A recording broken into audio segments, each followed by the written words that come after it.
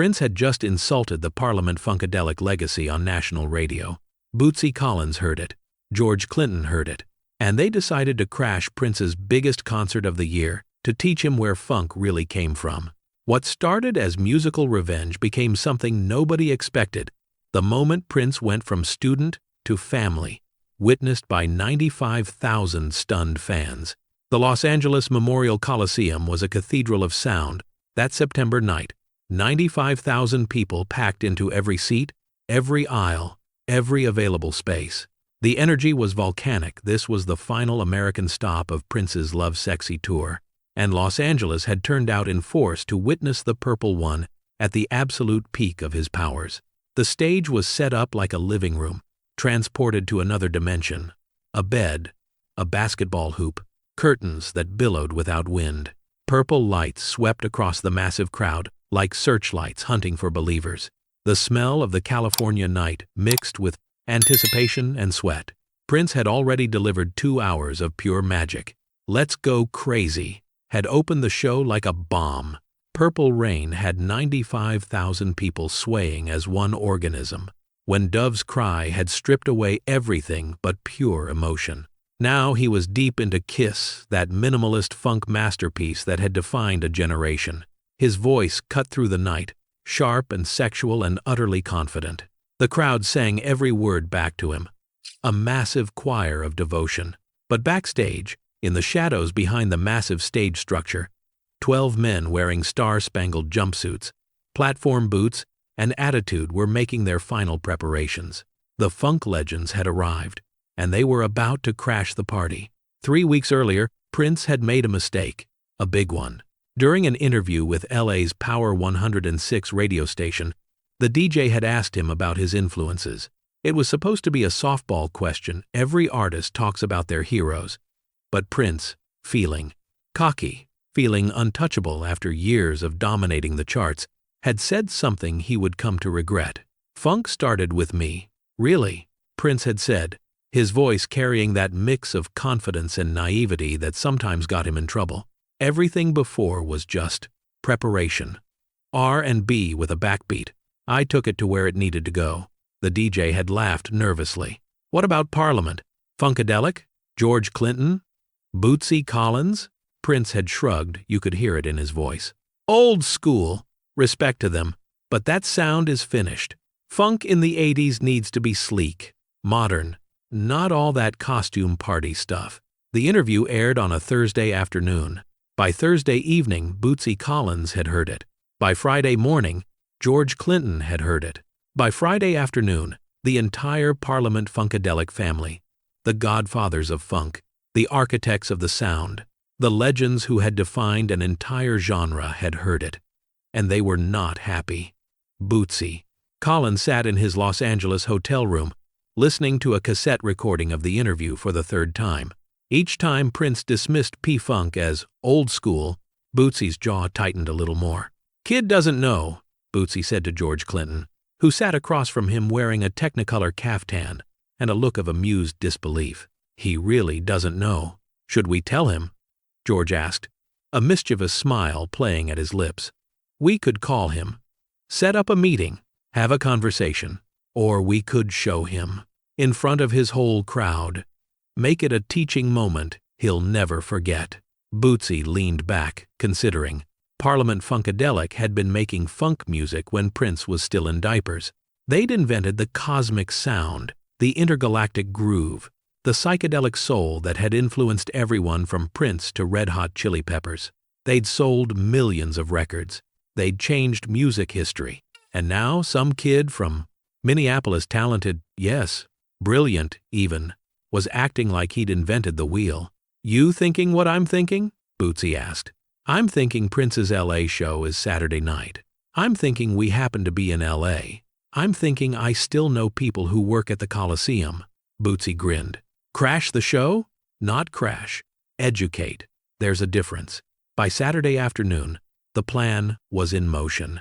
George Clinton had made some calls. He'd played the Coliseum dozens of times over the years, knew the security chiefs, knew the backstage crew. He explained the situation. Some people laughed. Some people thought it was crazy.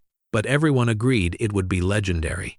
12 members of the Parliament-Funkadelic crew assembled at George's hotel. Bootsy Collins on bass, Worrell on keys, Gary Scheider on guitar, Wesley on trombone, Maceo Parker on sax, and 7 others, each a master musician, each wearing the trademark P-Funk regalia platform boots, star-spangled jumpsuits, enough sequins to blind a spotlight. They loaded their instruments into a van, they drove to the Coliseum, and they waited backstage, in the shadows, for the perfect moment. That moment came when Prince started playing Kiss, because Kiss, for all its brilliance, was pure funk stripped to its essence. And if the P-Funk crew was going to teach Prince a lesson about where funk came from, they needed to do it on funk's purest ground. George Clinton gave the signal. 12 funk legends picked up their instruments and walked toward the light. Prince was mid-verse when he saw them.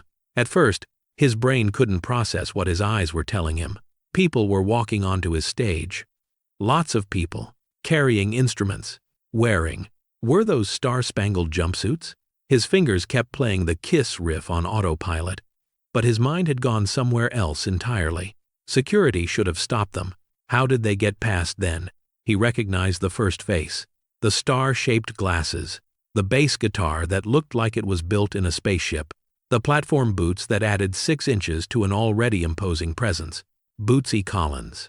Behind him came George Clinton, the psychedelic shaman of funk, his hair a rainbow explosion, his presence filling the stage like a benevolent alien overlord. Then Worrell, Gary Scheider, Wesley, Maceo Parker, the entire Parliament-Funkadelic crew, the band behind Prince His Revolution, his carefully curated musicians, stumbled to a confused halt. The crowd noise shifted from jubilant singing to confused murmuring. 95,000 people trying to understand what they were seeing. Prince stopped playing. The silence that followed was so complete you could hear the Los Angeles wind moving through the Coliseum's upper decks. Bootsy Collins walked to center stage, his bass hanging from his shoulders, and stood face to face with Prince. The contrast was striking. Prince in his purple elegance, Bootsy in his cosmic extravagance. Young king versus old master, new school versus old school. Mind if we join, young blood? Bootsy's voice carried through the stadium PA, picked up by the ambient microphones. Prince's face went through several expressions in rapid succession: shock, confusion, recognition, and finally, something that looked like fear. 95,000 people held their breath. Prince had 10 seconds to make a choice that would define his entire career. Call security and throw out the legends who had invented the sound he'd built his empire on, or accept the challenge and prove he deserved to stand among them. The silence stretched. Prince looked at Bootsy. Bootsy looked back, his expression neutral but his eyes carrying a clear message. Your move, kid. Your move. Your move. Prince turned slightly, his eyes finding George Clinton, who stood just behind Bootsy wearing a grin that suggested he was thoroughly enjoying the moment. Then Worrell, then the horn section, then the entire Parliament-Funkadelic crew, the greatest funk musicians in history, standing on his stage, without permission, challenging him in front of his entire audience. Prince's security team was already moving from the wings, ready to escort the intruders off stage. His tour manager was speaking urgently into a headset, trying to figure out how this had happened. The show's producer was having what looked like a small panic attack. But Prince held up his hand. The security stopped. He looked at Bootsy again. Really looked at him. And for the first time since the invasion began, he saw past his own ego. Bootsy wasn't here to humiliate him. George wasn't here to steal his show. The P-Funk crew wasn't here to destroy him. They were here to teach him. And you didn't learn from masters by throwing them out. Slowly, carefully, Prince's expression changed. The shock faded. The fear melted away, and in its place came something that looked almost like relief. He smiled. Not the cocky Prince smile, not the mysterious Prince smile, a real smile. Humble, grateful, ready. Show me how the masters do it, Prince said into his microphone. The Coliseum exploded. 95,000 people leaping to their feet, screaming so loud the sound felt physical. They just witnessed something unprecedented. Prince submitting to the funk elders, acknowledging the lineage, accepting his place in the family tree. Bootsy's face broke into a massive grin. "That's what I'm talking about. Now you learning, young blood." George Clinton laughed, that cosmic, otherworldly laugh. "Y'all ready for a history lesson?" The P-Funk crew took their positions on stage. Bootsy moved to stage left with his bass. Worrell commandeered a keyboard setup. The horn section, Fred Wesley and Maceo Parker leading, positioned themselves behind. Garry Scheider picked up a guitar. Prince did something that surprised everyone. He walked over to his bass guitar stand and picked up his bass. He was giving up the lead, stepping back, making room for the masters. Have you ever had to choose between ego and growth? Between defending your position and learning from those who came before? Prince made his choice in front of 95,000 people. What would you have done? Bootsy counted off. 1, 2, 3, 4. What followed wasn't a competition. It was a masterclass. The P-Funk crew launched into a groove so deep, so fundamentally funky, that it rewired the DNA of everyone in the Coliseum. This wasn't the sleek, modern funk Prince had been playing. This was the original recipe, raw, cosmic, psychedelic, and absolutely undeniable. Worrell's keyboards created layers of sound that seemed to come from another dimension. The horn section legends who'd played with James Brown, who'd invented entire musical phrases that became part of the funk vocabulary, painted the air with brass. George Clinton prowled the stage, his vocals somewhere between singing and cosmic preaching. And Bootsy, oh Bootsy. His bass lines were so thick, so impossibly groovy, that they seemed to move through your body rather than your ears. This was funk as a physical force, funk as religion, funk as the fundamental frequency of the universe. Prince stood to the side, his own bass in his hands, watching in awe. This was what he'd been missing. This was what he'd dismissed as old school. This wasn't old. This was eternal.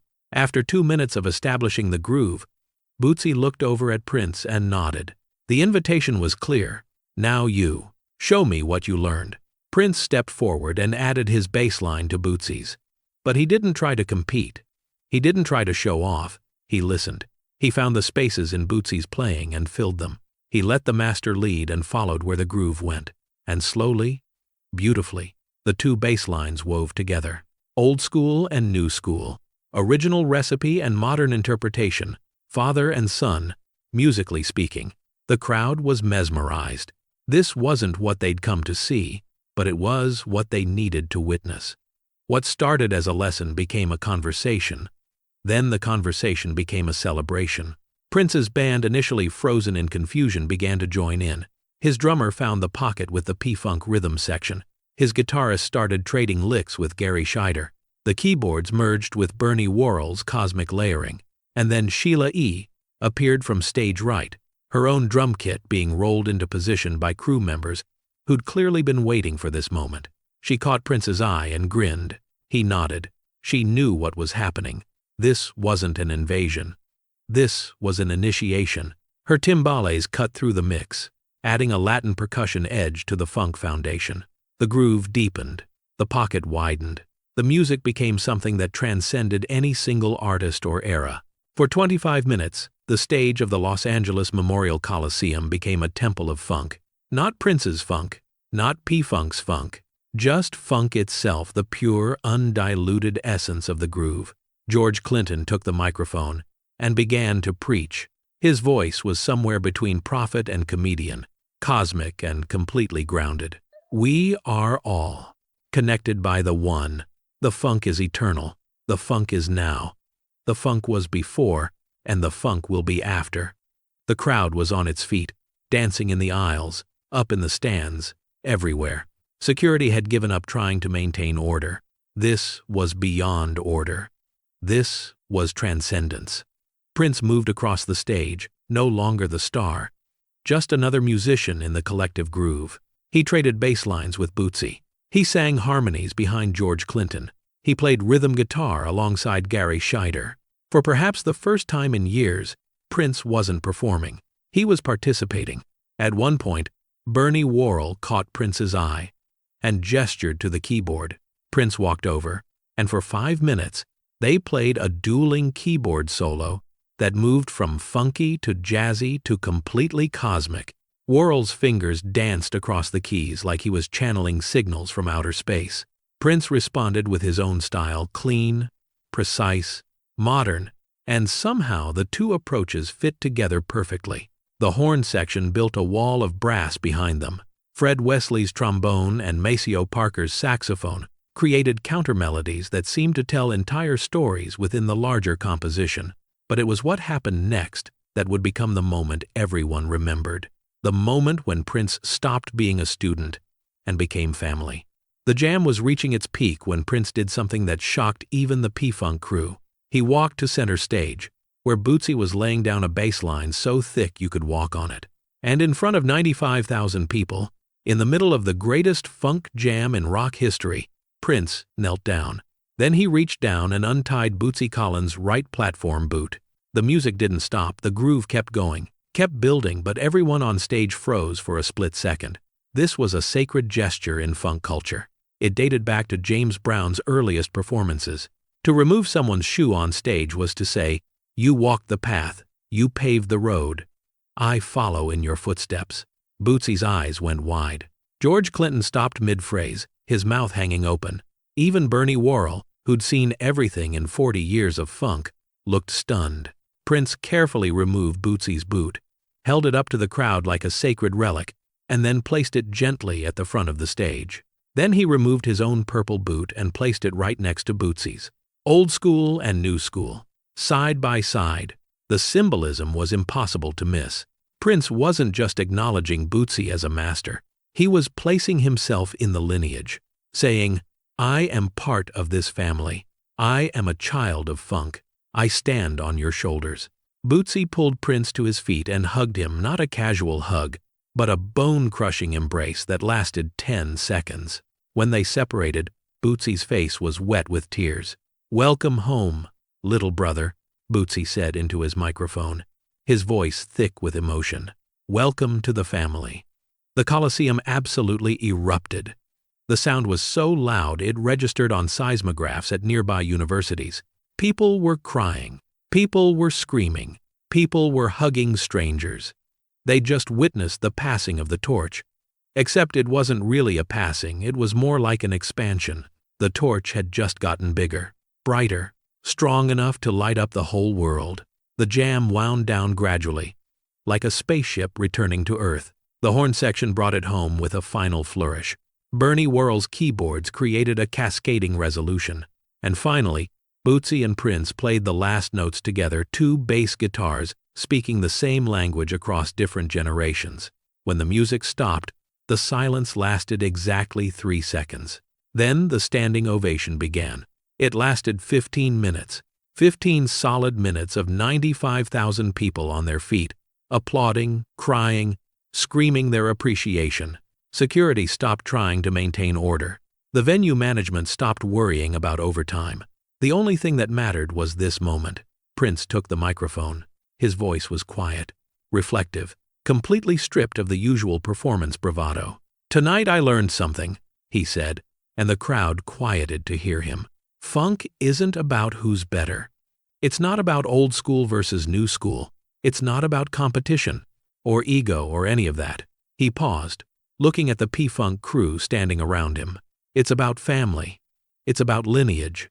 It's about respecting the masters who walked the path before you. He turned to face Bootsy directly. "I said some stupid things on the radio 3 weeks ago. I was wrong. I was arrogant. I forgot where I came from."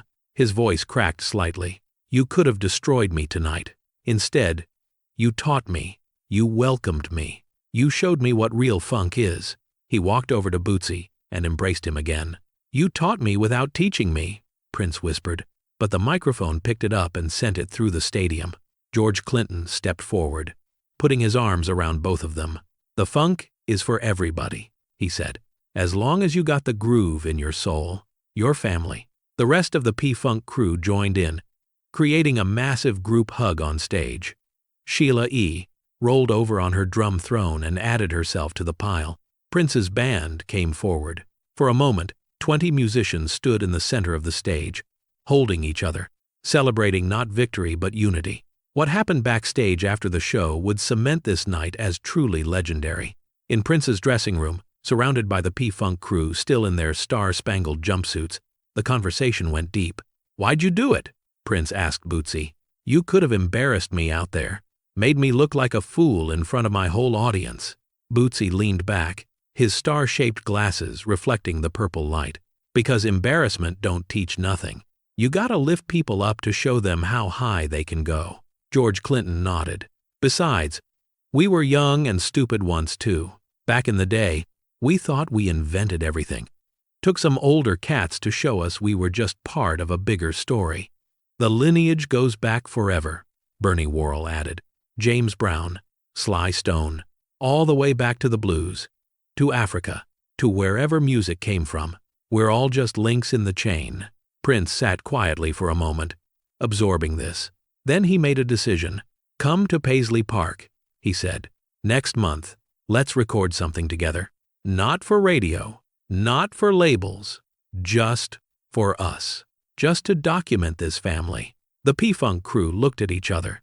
George Clinton's face broke into a massive grin.